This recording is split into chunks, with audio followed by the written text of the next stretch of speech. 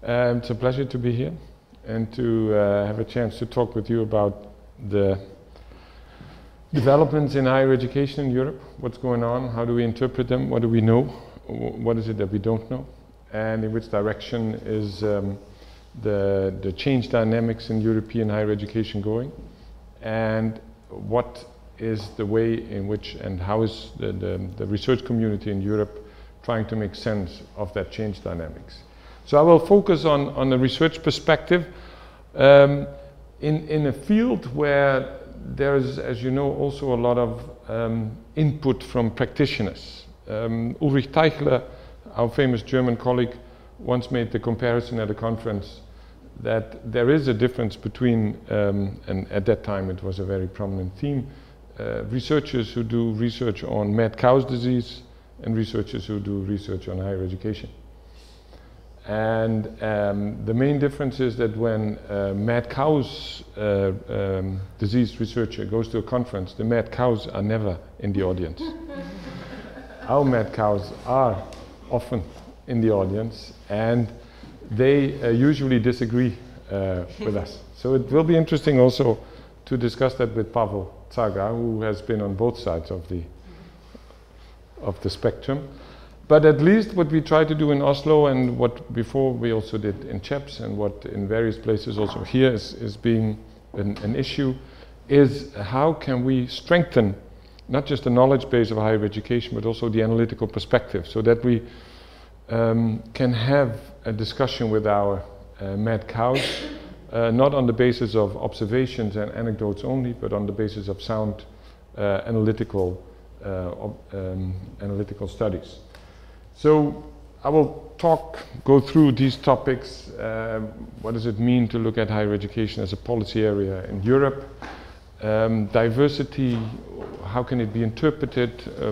What do we mean with diversity? Why is it of importance? Some change dynamics, what's going on at the moment, some data, as well as what we try to do in Oslo. So when we look at higher education as a policy area in Europe, we usually start with a famous German, and that is von Humboldt. And I think it's a bit boring to start with von Humboldt. I think another German, at least when you're interested in policy, and higher education policy is at least as important.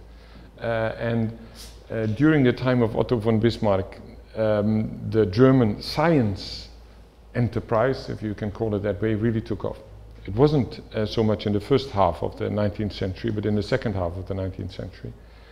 And the prime position of German science, despite all the literature that was produced after the Second World War, that the Americans took over, that Harvard and Yale and other universities already in the 19th century became prime institutions of science, it wasn't until 1933 that the dominant position of German science in the world was threatened. The Nazis destroyed science in Germany in many ways, but until 1933, the German science structure really had a dominant position in the world. You can look at all kinds of data, but a very illustrating one is that by 1933, the number of German, and that includes, of course, the Germanic areas outside the current Germany, Austria, Switzerland, but Hungary and other parts of Europe, the number of German language Nobel Prize winners was more than double the number of British and US Nobel Prize winners together. So there was, it's an interesting, and I won't go too deep into it, but it's important to look at von Bismarck and how we looked at policy and how we looked at also at higher education. I won't go into the latter, but von Bismarck had a very interesting view on policy. You don't want to know how it's made. It's like a sausage. You enjoy a sausage, but the moment they tell you how it's made, you lose your appetite. And the same with policy and law. They're respected until you know how they're made and what kind of wheeling and dealing and negotiating is going on. But at the same time, Bismarck also had a very clear view on that politics concerns the understanding of the possible. So what's possible, what is the range, the room to maneuver that the various actors in a policy process have. And I think that's as relevant now as it was in that time. If we quickly go through what happened in Europe after 1945, in higher education as a policy area for the first few decades, there was a very little political interest. There was a Ministry of Education, or an equivalent government agency, which had a vertical relationship with higher education, where in general the attitude was higher education needs to be protected from other actors. It has to be allowed to operate within its own realm. Block grant funding to higher education, also after the Second World War, was relatively high given the size of the system, and there was a high level of academic autonomy. So higher education was left alone. It was funded relatively well. It was regarded as a marginal but important sector, but no politician with a great ambition wanted to stay in education, especially in higher education, too long. One of the most prominent examples of a politician starting in education and profiling herself through reform measures towards higher education was Margaret Thatcher, whose first post in the British government was a Minister of Education. And she swore at the end of her term that she was going to come back and would take revenge on the universities who had treated her badly, she felt, without respect. And she did, of course.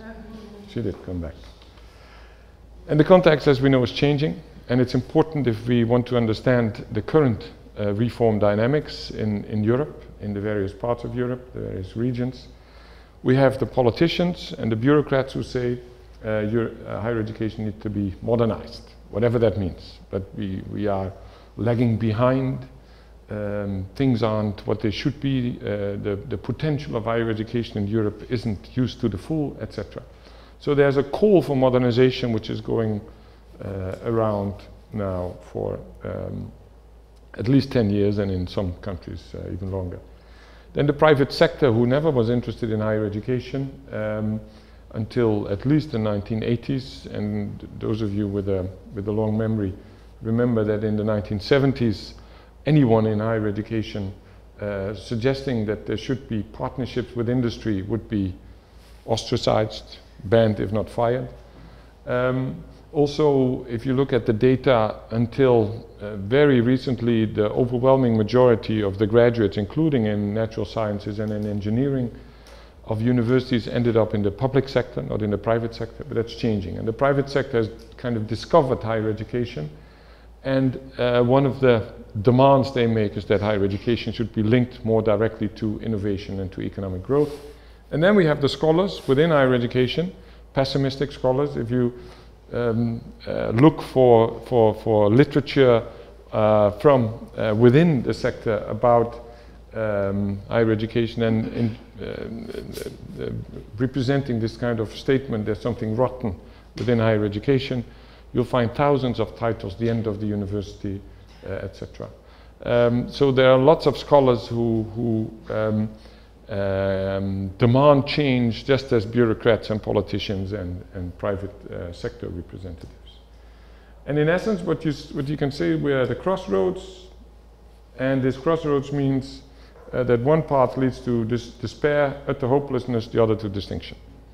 So we have two possibilities: either we go one way, and that's despair, or the other way, and that's distinction.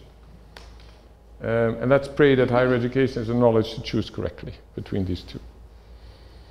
And if you read, especially from the early 2000s, some of the policy documents, then this is the kind of attitude you can read into them. It has changed somewhat, but in the early 2000s, certainly at the European level, there was an attitude towards higher education reform which really expressed a loss of faith and an indication that unless higher education was living up to the expectations, delivering to society what society expected, there was no future for higher education in the Europe of knowledge. Now, why is this political interest in higher education so prominent, and why has it emerged the last 10 years? Of course, the knowledge economy is playing also there, in whatever way interpreted, an important role. Higher education has become politically more important. This attitude that politicians try to avoid being the spokesperson for the party on higher education, or trying to avoid getting into a higher education post, has changed. Higher education has become more important politically. Anthony Giddens, who was one of the main, if not the main, advisor of Tony Blair, wrote a book called Europe, and in that book he said, based on his communication with Blair, that he interpreted the main reason for the heads of state in Europe to come together in Lisbon in 2000 was that they wanted to get a grip on higher education again, especially the university. Now, that's just one person's interpretation, but still, it shows that higher education has moved more to the center of the policy arenas, of the political debates, and it also means that it's less special, that this traditional position after the Second World War that higher education was to be protected from society, that it would function best if it was left alone, that's the past. We now are in a situation where in whatever way higher education is expected, if not demanded, to link to society. There are terms like impact, engagement, etc. that have come up that play an important role in the way in which the higher education policy agendas take place. And this is one of the expressions at the European level. You can't open a door in Brussels anymore or the knowledge triangle comes walking out. It's really, it's true. It's, and also at the national level, this has become almost a religion, the belief in the knowledge triangle. And I don't know if you know the story of how the knowledge triangle became the knowledge triangle, because that wasn't the intention, actually. When the first ideas and discussions around how education and research could be linked better to the economy emerged in Brussels, what was proposed was an innovation triangle, with the three nodes of the triangle being education, especially higher education, research, and knowledge. And some civil servant made a stupid mistake, and he mixed innovation and knowledge in the last version of the first publication on the knowledge triangle. So suddenly, instead of the innovation triangle, and innovation is an area where Brussels definitely had some competency, it became a knowledge triangle. Happily ever after, it continued to be presented as a knowledge triangle. But it is about how knowledge is related to innovation and business, and you see some struggles around the knowledge triangle also in the latest modernization agenda, where certainly innovation isn't one of the nodes anymore, it's business. But no matter what, the underlying assumption is we have a fantastic higher education system in Europe that's very productive in many ways. The number of PhD graduates produced in natural sciences and engineering in Germany, France, and Britain alone is 3 times as high as the US.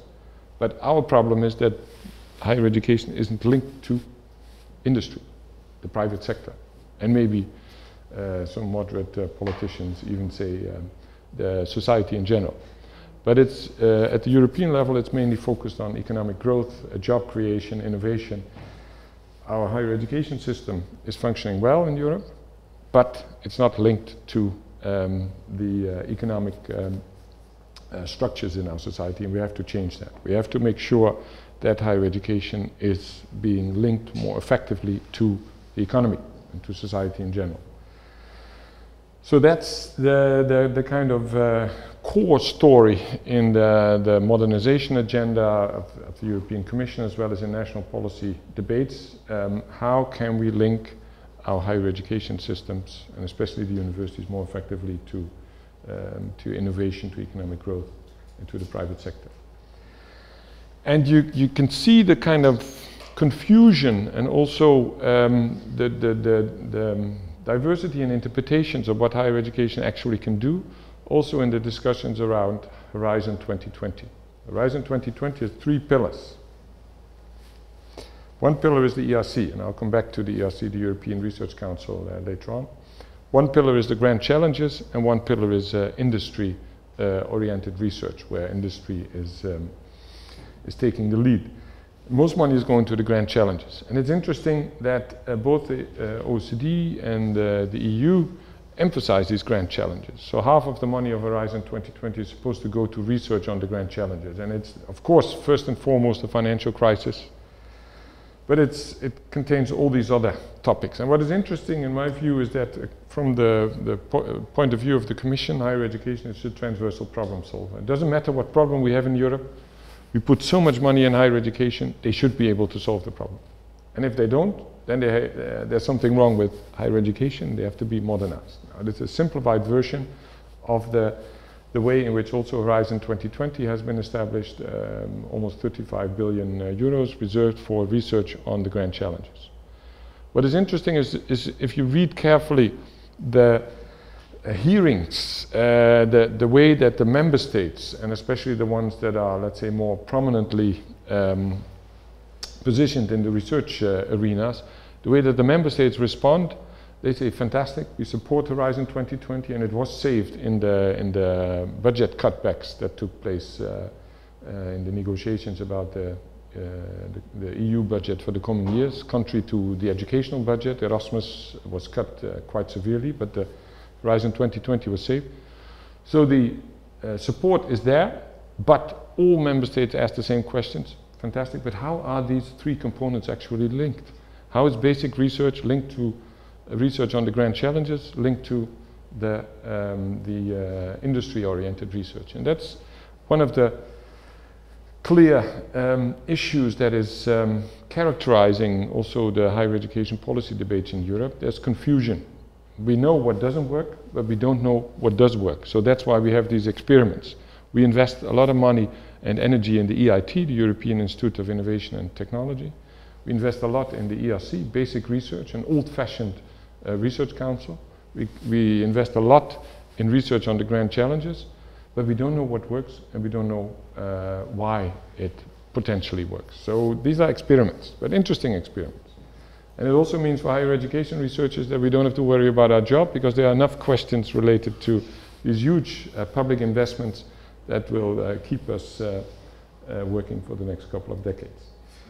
Okay, what we've seen in Europe is since the late 1980s intensive reform dynamics. So at the national level especially, and since the last the Lisbon meeting 2000, there were attempts at the European level too, but it's not a reform development where there was a clear agenda, and once the agenda is implemented, then we continue. There's a continuous effort to reform higher education. And in the basic literature, the academic literature, also the ones that I've contributed to at CHEPS, the assumption was reforms become more alike and they lead to convergence. So the differences within systems might increase, but the differences between higher education systems decrease. So what is it that we talk about when we talk about diversity, and why is it important? Here, diversity is a policy issue in the 80s, especially the 1980s and early 1990s, very prominently. Part of the first wave of reforms in Western and Northern Europe, later also in the rest of continental Europe. We came from, and with this very strong German tradition of a higher education system where all institutions and all students in essence were equal. They were different, but they were equal. And how to create, in times, the 1980s especially, and before that, you can see some early waves, but in times of massification. So enormous growth in student numbers and in the size of higher education. You can't have all institutions do the same. But if you come from a tradition where all institutions are equal, how can you prevent that in the end they all become the same? So there were first attempts in these 2 decades to create division of labor, profiles, etc., and they were not successful. They didn't work. And the Bologna process moved the whole debate around diversity in the other extreme, in the sense that we were agreeing in Europe that all higher education systems should in essence have the same structure, should in essence have the same quality assessment system, should in essence have the same degree, not only degree structures but also credit point systems. So there was an emphasis from the late 1990s to around 2005 on convergence.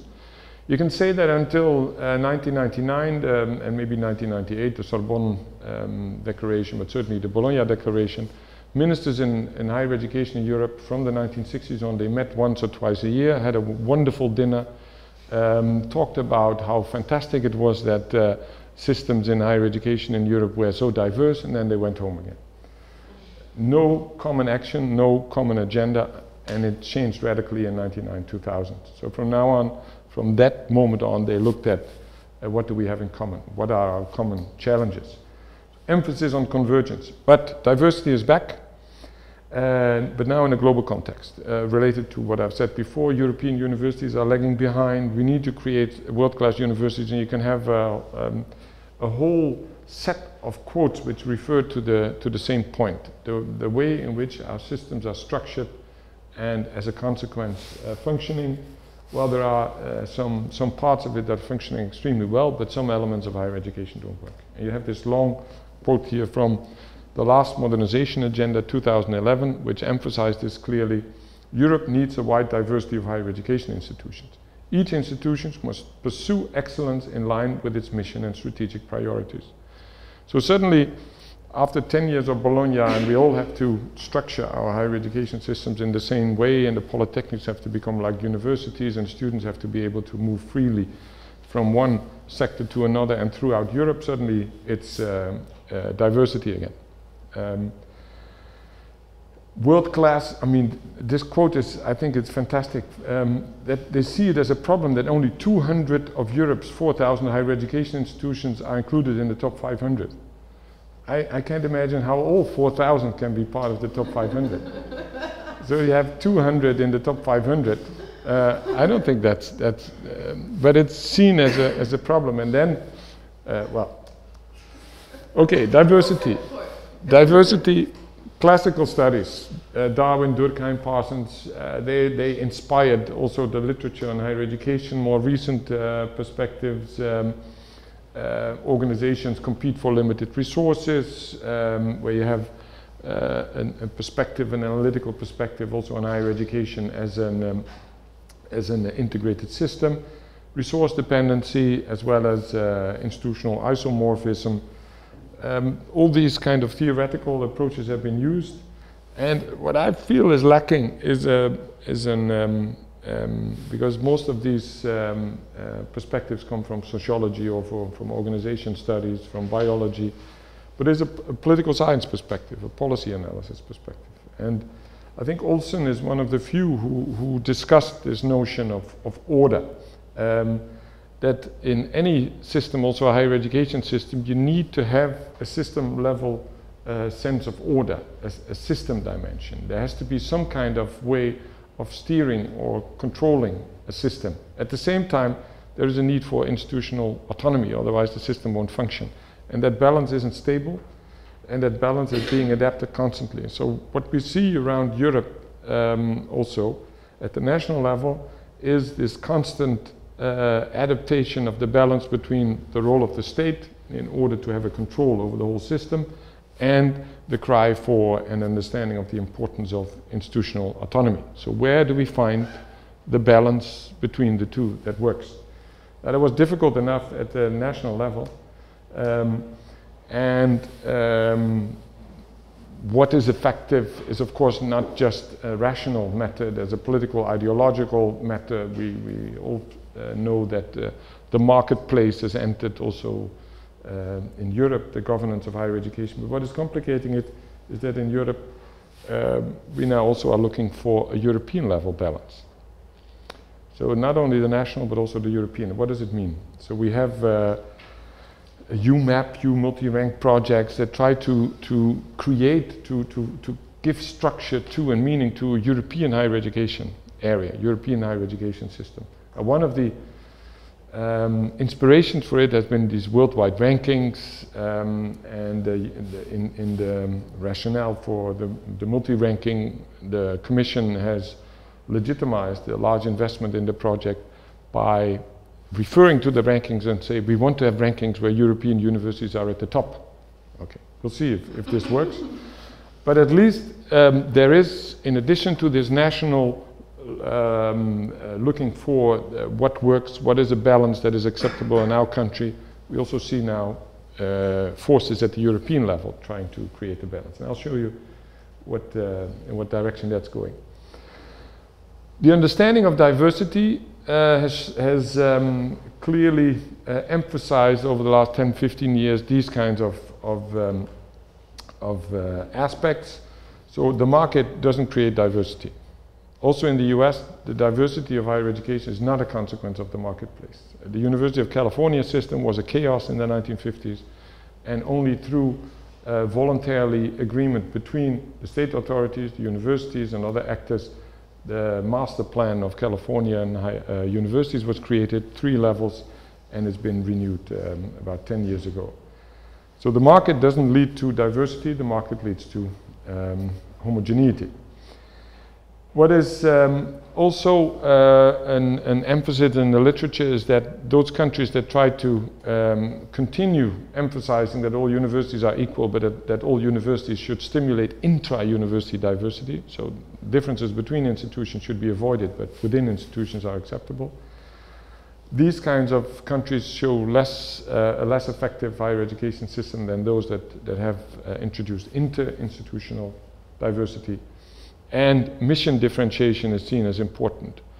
But mission differentiation not in the sense that the university selects 3 or 4 or 5 main areas where it wants to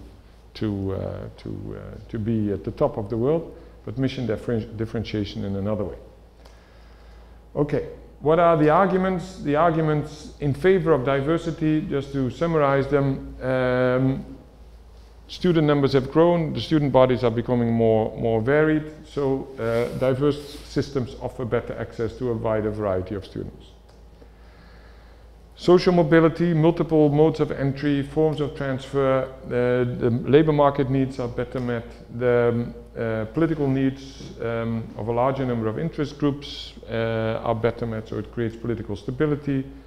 You can have elite and mass higher education in a diverse system. If you have a diverse system that's homogeneous, then you cannot have both of them. The effectiveness of institutions is stimulated because it is creating specialization, and the links between basic research and innovation become more effective because of the fact that institutions can also develop their innovation profile. So these are arguments from the literature.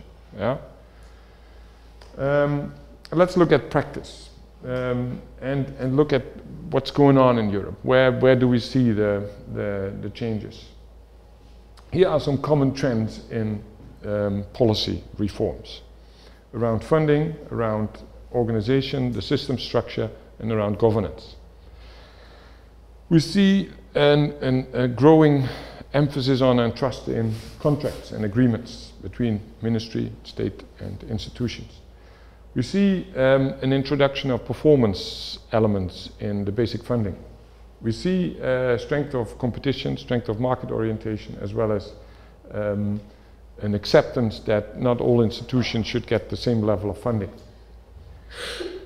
There is a focus on system diversity, as well as and focus on top universities.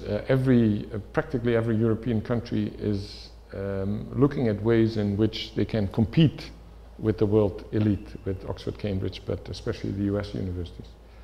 And there's a merger or cooperation dynamics going on in practically every country.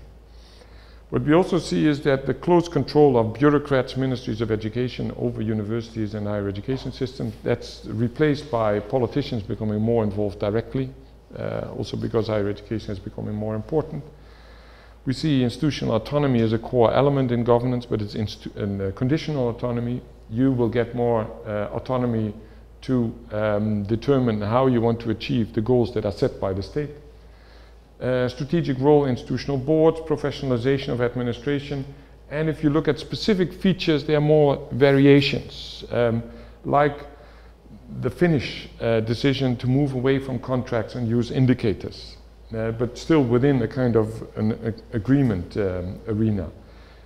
Countries that have introduced performance contracts within the university, so intra-university performance contract. The British decision to no longer fund degree programs in social sciences and humanities from the public purse. They have to be funded through tuition fees. Focus on STEM, only STEM and STEM-related activities are funded publicly. And an increase of private funding components. They are variations of these large funding trends you see. The same for the other aspect, like the last one, diversity contracts. The Netherlands, one of the countries which emphasized all institutions are equal, have introduced this year for the first time diversity contracts. And if the universities were willing, that was the promise made, were willing to develop diversity contracts and to agree to be put in various categories from world-class to good research universities, the ministry was willing to invest the cutbacks that had been made on the student support system, and we talk about billions of euros there that have been cut back, to put a large part of that money back into higher education, but then linked to these diversity contracts. So what we see in Europe, and I'll talk about these three aspects, is we move from these traditional binary systems where we lived very happily in this division between the universities on the one hand and the polytechnics, Fachhochschulen, whatever they were called on the other. That doesn't work anymore. We all agree this traditional way of separating two types of institutions doesn't work. So we see two variations, as said before, inter-university diversity and intra-university diversity. And if we see who's moving in what direction, the university systems at the top have a long experience and tradition in emphasizing a hierarchy, a kind of a pyramid system where a few or one is at the top and then the rest follows as it's adapting to the top. And we have the Netherlands and Norway are examples, even though the Netherlands is trying to move away from it, but very, very carefully. Examples where all institutions are still equal. Norway is a country that is allowing now its polytechnics to become universities and to compete for the same funds as the universities.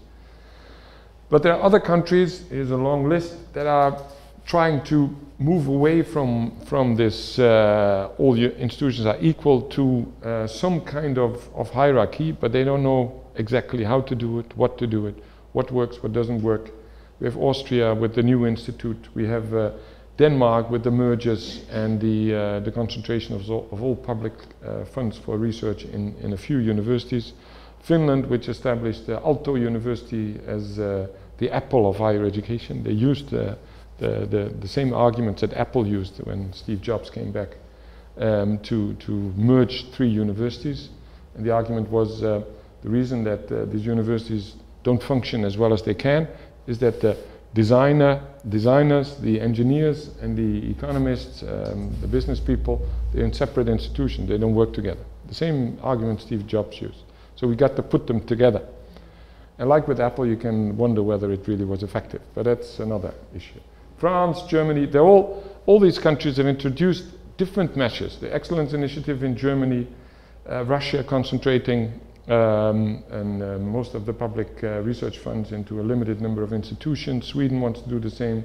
Switzerland with its long tradition of 2 or 3 federal universities and a canton university. So all these university systems, and you can see now very slowly also the beginning of that trend in Central and Eastern Europe. But move away from equality, but what would work instead in our system. If we look at the data, and these are interesting data, if we look at the data, if you can see them, these are from the Nordic countries as an example. In the Nordic countries, the percentage of the GDP, and these are among the richest countries in the world, that is invested in research and development is high. At least in Denmark, Sweden and Finland. In Norway it's somewhat lower, but one of the reasons is that the GDP is so high because of the oil. And you see all these countries, with the exception of Norway, are over the EU 15 average. If you look at Central and Eastern European countries, with the exception of Slovenia, they're all lower than Norway. So how come that the richest countries in Europe invest so much of their GDP in R&D, and the countries that need it most don't do it. You can look at these other data and the R&D expenditure per capita, etc., etc. They're interesting if you want to look at diversity, but I won't go into them in too much detail. But here we have quantity in research, the number of articles published per 1,000 inhabitants, as percentage of world production, the total number, the increase. And what we see is that the US is at the top, but that China is coming. It's increasing dramatically. The 3 countries here, mentioned here, that have increased most rapidly in the last years, last decade, their quantity, the production of research, are in addition to China, India and Brazil, so the BRICS countries. Japan is going down, the US, UK and Germany are 30%, which is moderate. Some of the smaller countries in Europe, including Central and Eastern European countries, are increasing, like the Czech Republic and Poland, more than the European average, but still, it seems that the BRICS countries are coming. Yeah.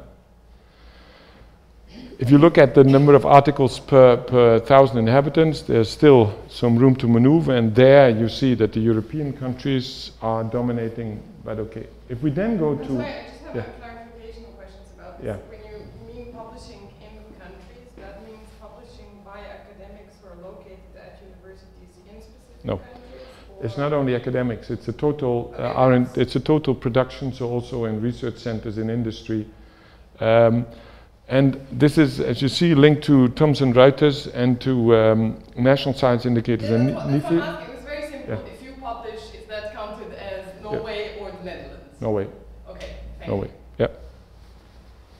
Yeah, it's where it's registered. And that's we can look at, these are very crude data and there's lots behind it. I won't go into it, but they just give a first indication. If you look, as said, at quality, then you get an interesting picture. Because what you see here is that the countries where the impact is decreasing are India, Brazil, Russia, Poland also, and the countries where there's been a traditional dominant position are increasing their impact more rapidly than not just than world average, but the competitors. So Switzerland, Denmark, the Netherlands, but also the UK and Germany.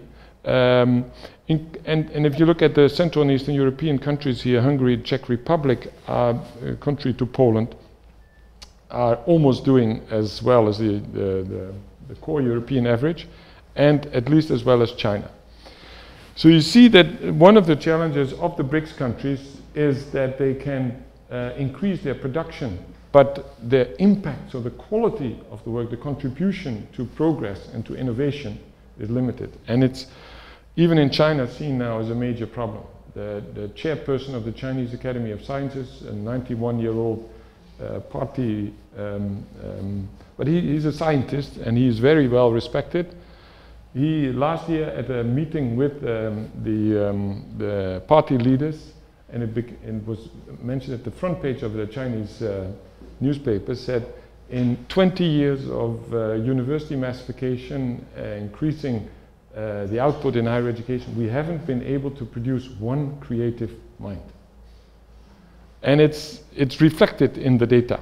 So if you look at the analysis from the center in Leiden, von Rahn and others, and also Chinese analyses, there's not one area, academic area, where China is world top, where they contribute to progress. The same goes even more dramatically for Brazil and to some extent Russia. But you see these countries are struggling.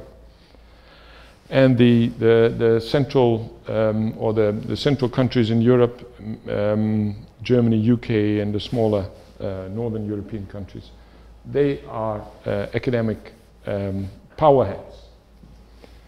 And what happens if in Europe we suddenly say the equality principle in the funding of research, we leave it aside for the moment, we're only going to fund on the basis of quality, because it's important that Europe is catching up, and we have to make sure that we create the circumstances under which our academics can produce the kind of knowledge that in the long term will contribute to our economic competitiveness. European Research Council is a core instrument here. Established in 2007 after long fights between those who wanted a basic research council and those who wanted an industry-oriented council, and the first group won, so it's a traditional research council. It was an experiment because no one knew whether it would work. It's part of the 7th Framework Program, but all the requirements to get funding from the 7th Framework Program, geographical, gender inclusion, etc., do not apply to the ERC. It's only academic quality, and only academics who judge the proposals. Budget 7.5 billion. Europe's answer to the National Science Foundation, well, it's more than that because the defense industry isn't included in the Research Council. Contrary to the NSF, where the budget for humanities, for example, had practically completely been cut, 20% of the budget for the ERC is for social sciences and humanities. It's been called publicly the Champions League of frontier research in Europe. And it's regarded as a success. The budget is doubled in Horizon 2020. But what kind of effect does it have on higher education in Europe? Here we see, it's maybe not that visible, but a map of Europe with the ERC, the successful ERC applicants after the first round. They expected about 1,200 to 1,500 applications. In the first round, they got 9,200. Most of them from Italy. And only 300 of the 9,200 applicants got a grant. And here you see already after the first round concentration.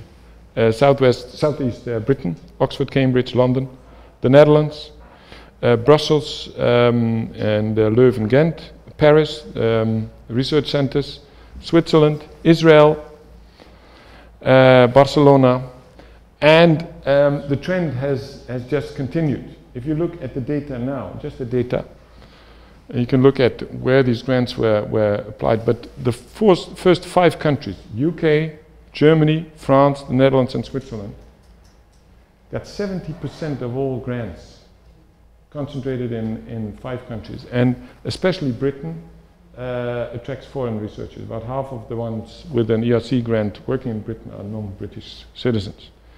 And you see the losers, if you can call it that way, to some extent Italy, Spain. The Nordic countries are doing relatively well, but not as well as one could expect it if you look at the impact of their research, but that's because the research funding in their own countries is so good that these researchers have become maybe a bit snotty. You see the data for the Central and Eastern European countries, 62 grants in total. Half of the grants are given to researchers in Hungary. And there are 29 countries now that have where at least one researcher is working with a grant, but you see the distribution over Europe has just continued after this first round. It's also striking when you look at institutions. The 2 best performing in Central and Eastern Europe, University of Warsaw and this university, have 6 grants.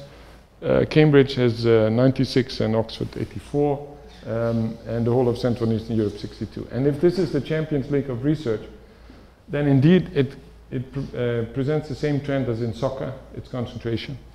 UK, Switzerland, UK, Israel, UK, and then 1 Belgium, UK, and then 1 German, Finnish, Israel, the Netherlands, all 13 universities in the Netherlands are among the 60 universities that got the most grants, but none of them is at the top. And that's now one of the reasons that this diversity contract. But you see the trend, concentration. And Helga Nowotny in the 5-year anniversary of the ERC also indicated that this is good. This is what we want. We want concentration. She even hinted at that in the future it might be going in the same direction as the NSF, because the NSF has in its statutes a number of rules on who is eligible for funding. First of all, only universities are eligible for funding, NSF funding, no research institutes, and only universities that are on an accepted list. So it's about 200 universities, and we might move in the same direction in Europe. And if we look at the trend that among the 100 first universities, there's non-Central and Eastern European university, You see the kind of diversity that this kind of measure from the European Commission is leading to. Okay, what might be impacts here of national policy change? We move to diversified systems. We move from basic open funding to strategic targeted funding. We move from collective decision making to individual leadership. The 60s are over. The democracy, the democratic structures introduced after the 60s are gradually being replaced by executive structures. We move from this vertical relationship, ministry, institutions, to a horizontal structure, horizontal coordination structures under the heading of knowledge policy. Mono-professional organizations where even in the 1980s someone like Burton Clark would say that administration is a necessary evil, to institutions where the professors are a necessary evil. But where at least you have two different kinds of professions that are more and more in tension with each other, the administrative management profession and the academic profession. And we see more competition. Europe is emphasizing competition. Competition is good because it leads to quality. Now the European level is emphasizing impact. We need to show what kind of impact we have in higher education. Learning outcomes, the EQF. Who needs the EQF? But it's there. And it's determining how we organize our curricula. Internationalization. Fascinating European obsession with mobility. If a student or if a researcher moves from Estonia to Slovenia, that's good for Europe. If a researcher moves from Slovenia to Germany, that's good for Europe. If a researcher moves from Germany to Britain, that's good for Europe. If a researcher moves from Britain to the US, that's bad for Europe. We don't want that. We don't want that. So it's European mobility, joint degree programs. Quality assessment of higher education, Europeanized. With the registers and with the intention that every institution and every program can be accredited by any agency that's on an accepted list. Equal distribution of research funds over member states, we move to quality indicators, becoming more and more important. But the Commission, while it's emphasizing research, it's withdrawing kind of from higher education. It's being told, no, education is national, stay away, back off, and that's also one of the arguments used in the debates about the European budget and the cutting of the Erasmus for All budget. Yeah, so what are the longer term impacts? So there will be a growing diversity within countries as well as between countries. In the level of public funding, institutional budget, I was invited to Catalonia last year to give a presentation at a seminar around the budget for higher education in Catalonia in the coming years. And I presented the development in the Nordic countries, and we compared some data, and the budget of the University of Copenhagen is larger than the budget of the 12 universities of Catalonia together. So that kind of diversity we see rising in Europe, and especially the southern European countries that are affected hardest by the financial crisis. They have to cut back in their public budgets. They aren't able to make choices and say we want to concentrate our funding. No, and it has the kind of effects that I was referring to also when you look at quality as an indicator. We will see a continuation of a trend where the quality, status and attractiveness of national higher education systems of institutions becomes more diverse. Profiles also student bodies and the governance and organization of higher education as well as frontier research. I don't think it's a wild guess to say that in Europe, if you would look 10, 15 years ahead, there will be about 50 to 70 universities and research centers where, let's say, 80% of the publicly funded research is taking place. Maybe not that quickly, but we move in that direction, and more countries accept that we need in Europe 50 to 70, maybe 80 universities and research institutes that are doing frontier research. Very briefly, quickly, also because of the time, what are we trying to do in Oslo? because we have a research group there. We combine three traditions that usually are kept separate: governance studies, political science, policy analysis, teaching and learning, so pedagogy and psychology, and sociology through higher education and professional learning studies with the work of Knoscitina and others, epistemic cultures being very prominently there. And so we try to combine these traditions in a research group that has now about 25 members. We have an MPhil program and a PhD program.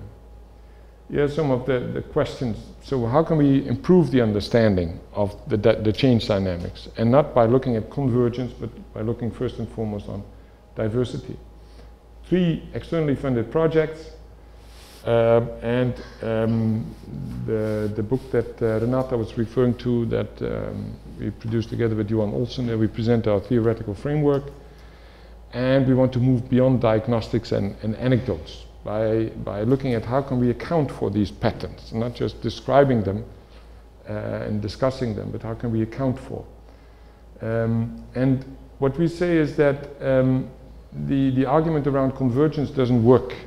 Convergence is not the trend, it's divergence. But how can we interpret divergence? And what are the consequences of divergence? So when we look at 6 theoretical arguments: the global script argument, which is emphasizing convergence; the varieties in capitalism, which is emphasizing convergence, but in a regional setting. So the Nordic countries are reforming the higher education system in a different way than the Central European countries or the Southern European countries. And there's a path dependency. The crisis argument: you need a crisis in order to have a dramatic change in higher education. Finland is an example. The collapse of the Soviet Union led to an increase in unemployment by more than 20% in just half a year, and it had a major effect on higher education. The incrementalism argument, the intercurrence argument: new public management is introduced in a country as a whole, so it also affects higher education.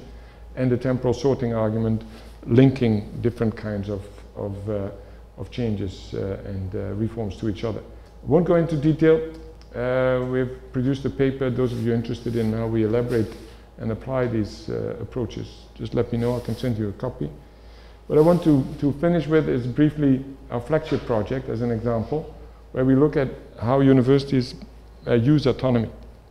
Because autonomy has been one of the core elements of modernization agendas. Governments believe in institutional autonomy, but only if it produces certain outcomes. But the autonomy has been increased in Europe, on the continent, the institutional autonomy. But what does it mean in practice? So we look at flagship universities, and we look at the settings of these universities and autonomy-related factors that have affected the way in which these institutions operate. Funding, not that interesting, but a flagship university, we have defined a flagship university as a large, comprehensive, research-intensive institution. That's usually in the largest urban area of the country, an old institution. And here are the cases, and we looked at small countries, because a lot is written about Germany, about Britain, about France, to some extent Italy, Spain, but relatively little about these small countries around Germany. And in my view, they're more interesting, more things have changed. Germany is lagging behind. The Excellence Initiative, tuition fee, yes, 500 euros per semester. No, we can't have that. Constitutional Court said no, so the last state that had introduced tuition fee in Germany ended that in last March, so no tuition fees in Germany. So it's up and down, left and right. But still, these small countries, they show interesting cases. The 4 in the north, the Netherlands, Belgium, and Switzerland, Austria. And through our contacts, we've added Melbourne, Ljubljana, that's Martina, and Milano to our cases. What we see in these institutions is that the academic organization is changing. The leadership is looking for different ways of organizing the academic enterprise within the institution. What we also see is a tendency towards centralization. But it's a very complex structure at university, so a tendency towards centralization doesn't mean that the central administration or the central leadership gets more power.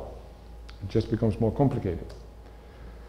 We've done a first phase, and in the second phase we want to look especially at the departmental level, because a lot has been written about the formal autonomy relationship, what has been changing there, and it's changing constantly, so it's important that we map constantly the changes. But what it actually means within the institutions, very, very little is known about it.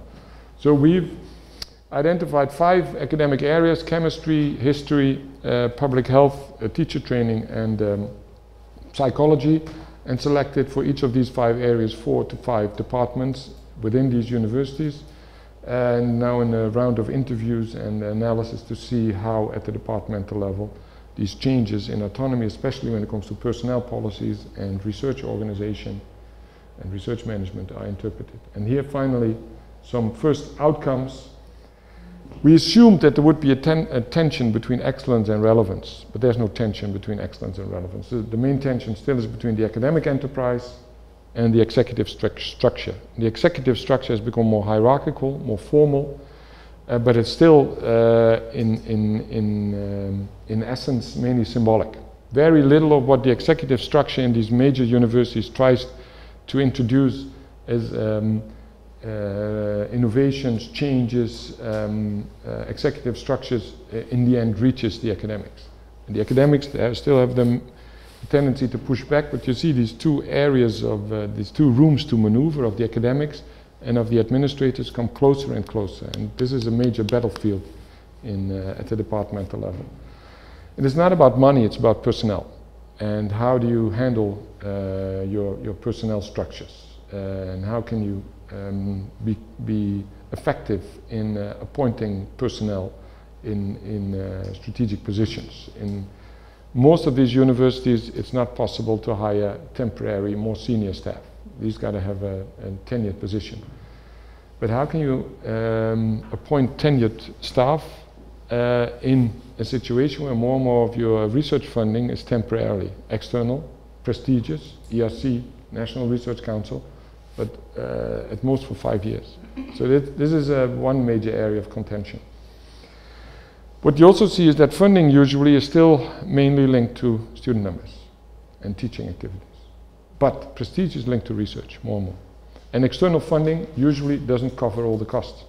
So how do you handle in a university this tension between income linked to teaching and education and prestige and activities linked to externally funded research that is underfunded and needs to be subsidized by the income coming from teaching? You see it around centers of excellence, where usually the consequence is that centers of excellence attract staff from the regular departments, and then they're not available anymore for teaching.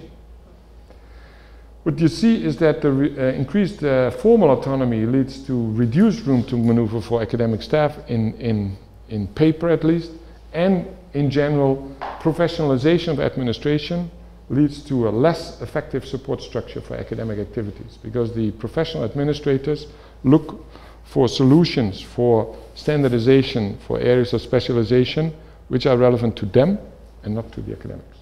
So the development of online structures for personnel policies, for handling administrative issues is seen as necessary by the administration, but the academics think it's a disaster.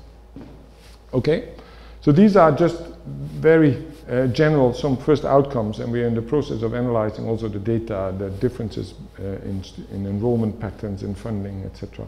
And we will produce our publications and reports on this by the end of this year. Okay, thank you.